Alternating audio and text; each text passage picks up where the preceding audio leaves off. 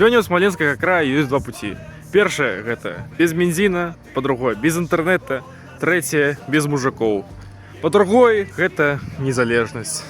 У кожнай краіны існуе свая святая земля, і па большай чарге жаданне прысоединення свой склад іншых тэрыторый спачатку па першай думе гэта рэваншызм, які гэта пагана.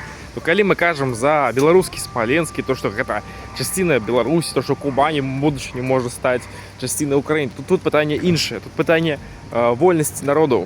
Калі у складзе Расіі, якая даказвае гэтым тэрыторыям, што яны часціна вялікай імперыі, а яна адруманивает народ, тем самым оправдывая то, что она призывает их в Чечню воевать, у Дагестан, у Грузию, в Украину, в Беларусь.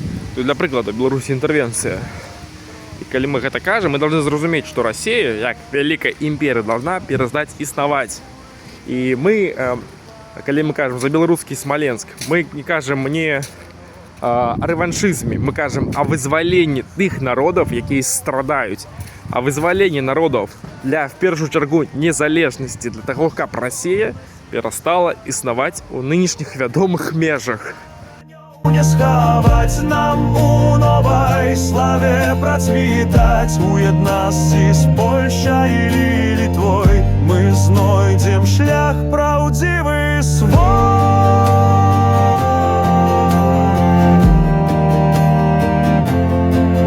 Хай свет побачыць нашы мары, прагонім мы імперства хмары, з мінулых да наступных дзён гучыць свабоды перазвон за нашу волю, за